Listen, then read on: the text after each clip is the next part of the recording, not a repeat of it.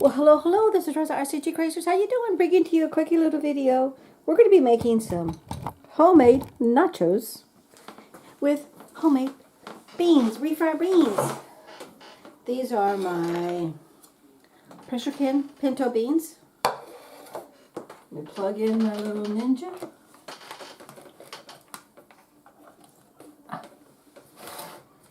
And I'm just going to put them in a little, you can mash it by hand, or if you let me do the lazy way and use the electric machine. If we have electric, why not use it, right? So you scoop some in your, whatever it is that you're going to mash them up in. I like to do these in batches. That's just me. It can be a little noisy, but hold on a second. It won't take long.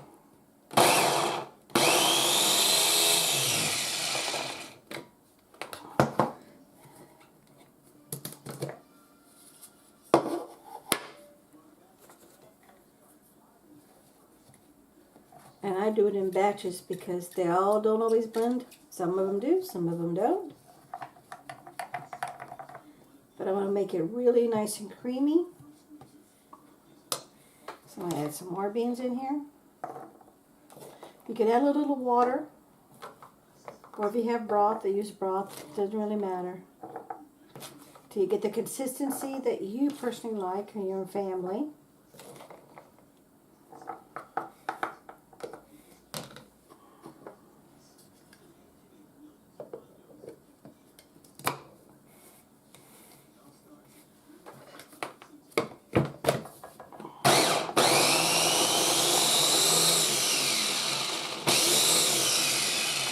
And it always sticks to the outside when you use these little blenders.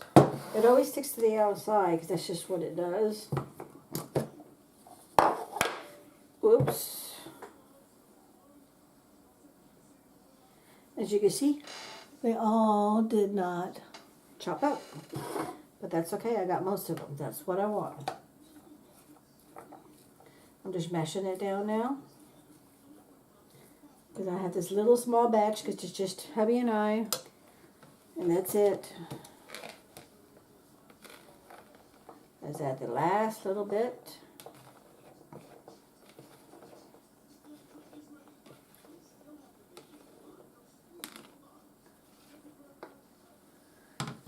And we can move this over to the side.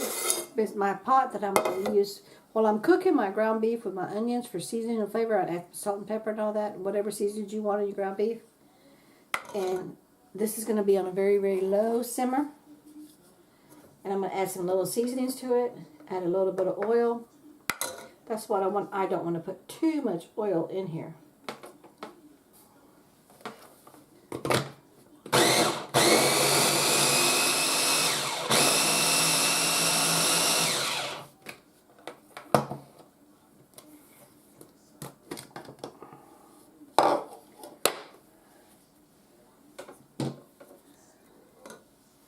I'm thinking they're whole, but I'm going to take the big bulk out. I'm going to take half of this out.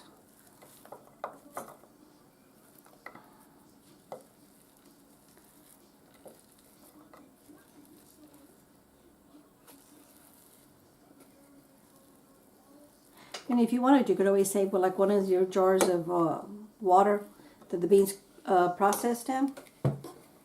Look how mushy those bottom half are. Yummy, yummy, yummy. I want to get all that out though. Let's get this out. There we go.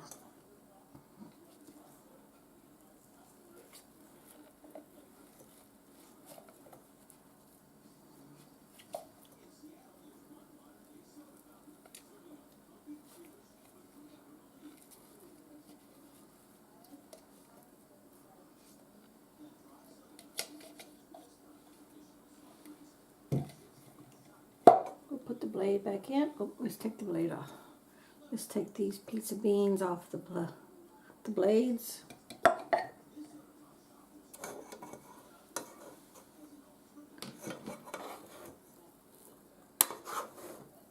I'm going to do the bottom part. And the other beans that did not get crushed. Because you can see them. I know you probably can't see them on the camera right now, but with your eye vision, you can see them.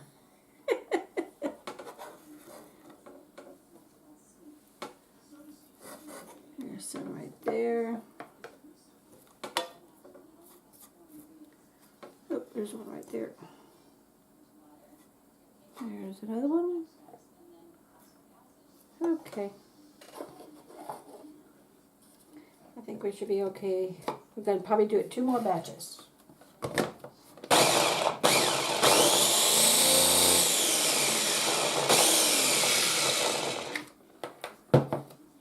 I like this one because this is a good size for me to get my big old blender.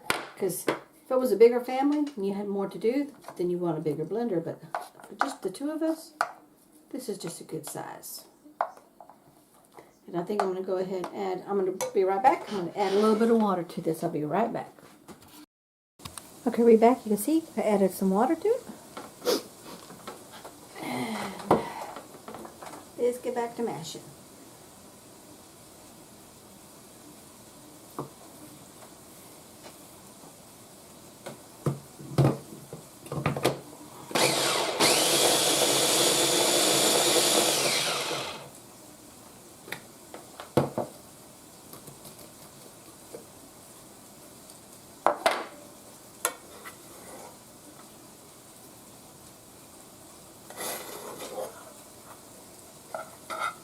Well, so many times and so long I've been doing this, I don't like to add too much water because I don't like them to get runny. Because once they're runny, it's really hard to get water out of refried beans.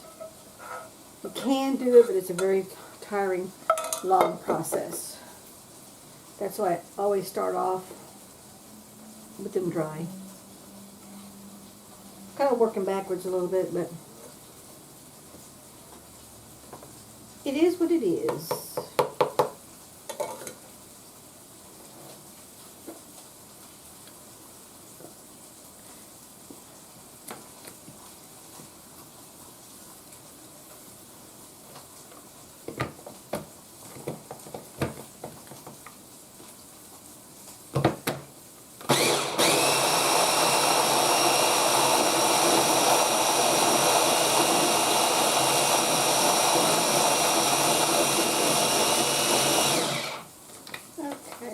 That's the consistency I like.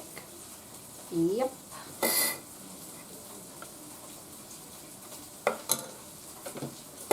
Now I'm just going to put this in my pot.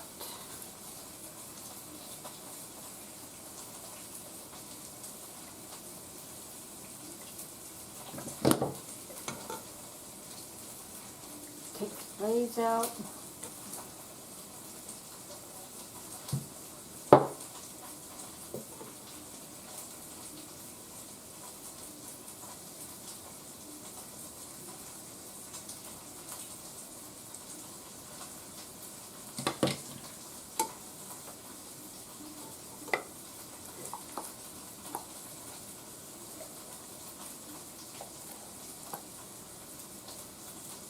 And look how creamy it got.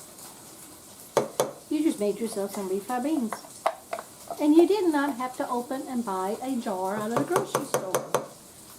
You went shopping in your own kitchen pantry.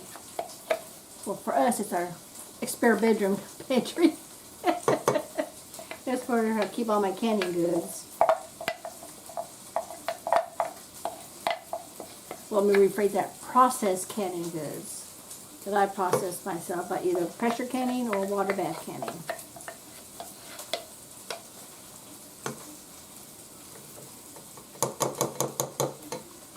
Let's just scrape as much as we can of that goodiness out of there. And then that can go into the wash and go in the sink and get ready to wash. Leave that there for now. And let's bring you back to the kitchen stove. I think you can see there. I'm going to put this on the back burner back here. Oops. Oh, you can't see that. Just bring you up just a little tad. Just bring you over.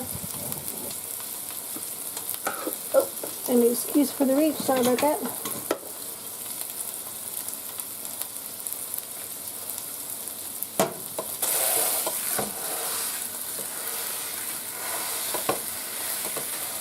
And I'm only starting with 1 pound of ground beef because it's just the two of us. And this is more than enough because this is going to be, the cooked beef is going to be sprinkled on top of the nachos. And we're going to get to that part too in just a minute.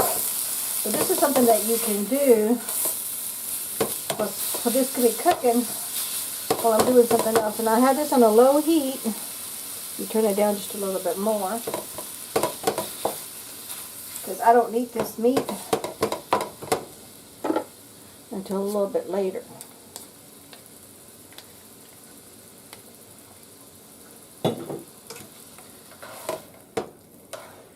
Now I'm just going to flip it to let on a low heat cook and simmer with my onions.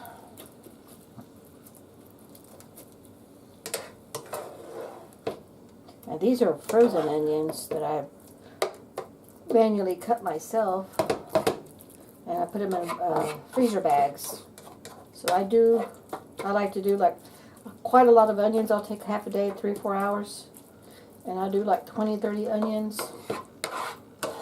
Chop them up, dice them, slice them, peel them, have a variety. I got 3 different sizes of Ziploc baggies.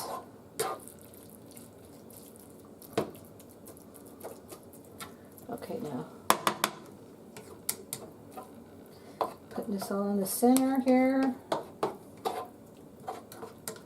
So while this is going to start to brown,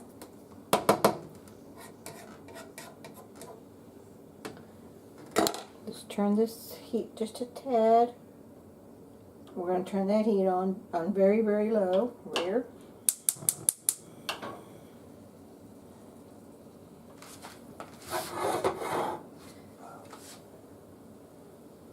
Okay.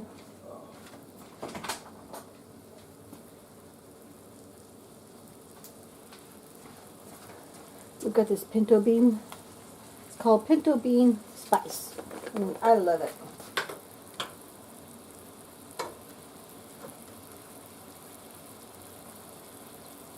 And this is where you season as you like. That's why I'm not going to do no measurements.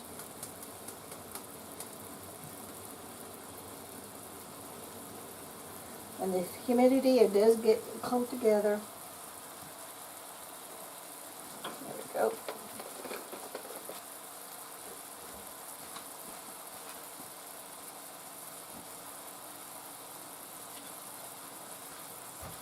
I like to do a little bit of this Mexican seasoning.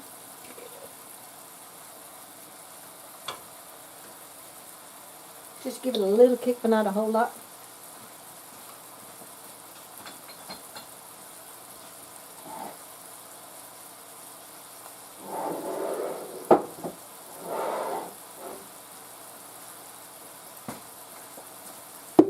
Even though I'm cooking it with onions, I still like to have a little bit of onion flavor.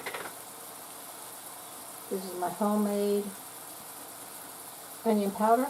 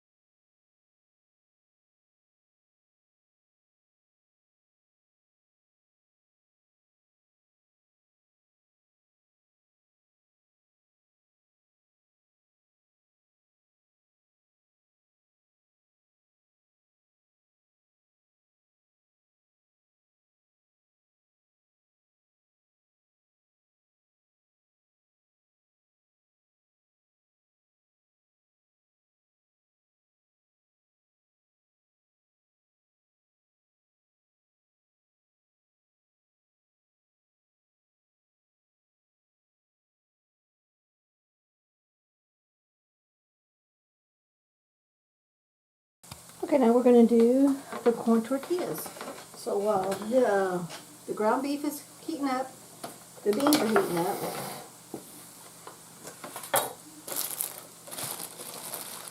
And if you notice, I didn't stir my beans when I was over there because I'm not ready to stir them yet. When I get to this part, when this part is done, then I'm going to stir it. It's still going to stay on the same low heat. Mine's like on, mine goes I think like to 1 to 9, something like that. It's on like 2. See, that's little pieces of, that's okay. We're going to save those. And they don't have to be perfect triangle shape. Going to do one tortilla at a time. This is just corn tortillas.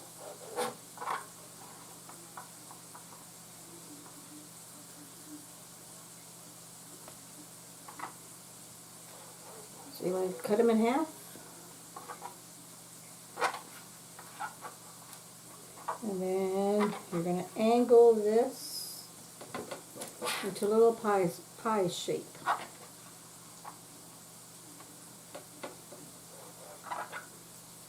See how you get them?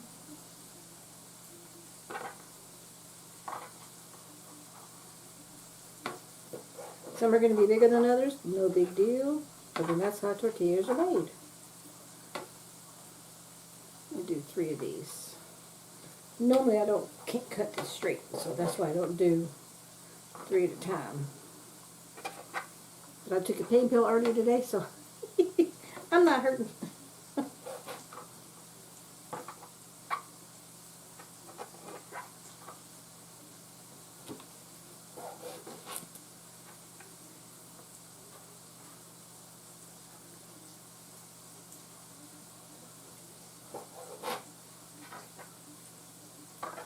Okay, I think we can do, I don't want to do too many, but I want to have enough.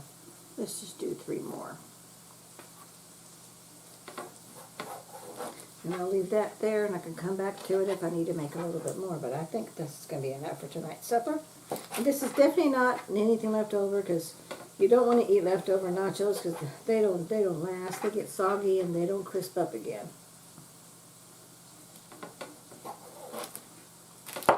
Okay, now let's go to back to the oven, and we'll bring you right back.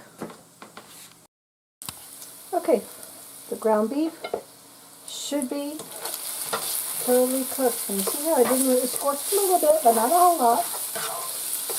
But now it's all cooked. Just get my masher. Let's crumble these into tiny, small, bite-sized pieces. Because you want this really crumbly.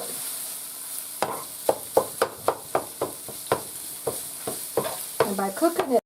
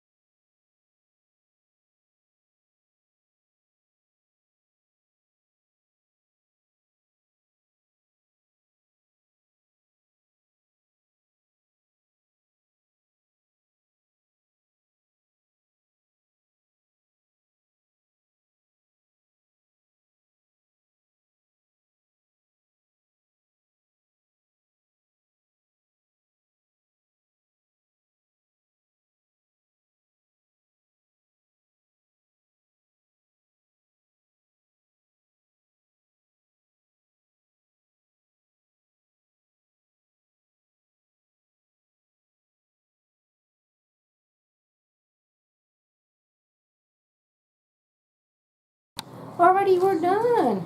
That didn't even take 10 minutes. It took more like 8. And there we go. See, it's all melted and cheesy.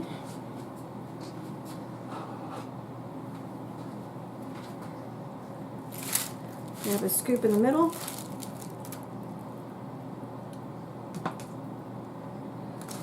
I'll grab some chips on the sides. I personally like to just pick up whatever comes up with my spoon is what comes up with my spoon.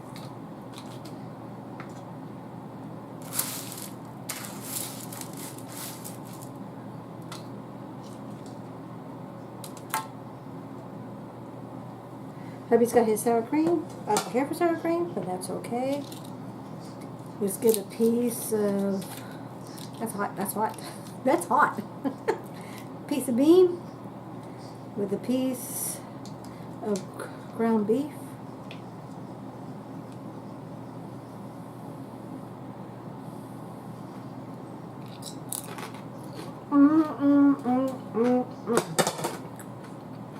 Two thumbs up on our homemade nachos. Thanks so much for watching. We'll catch you in the next video. Take care now. Bye-bye.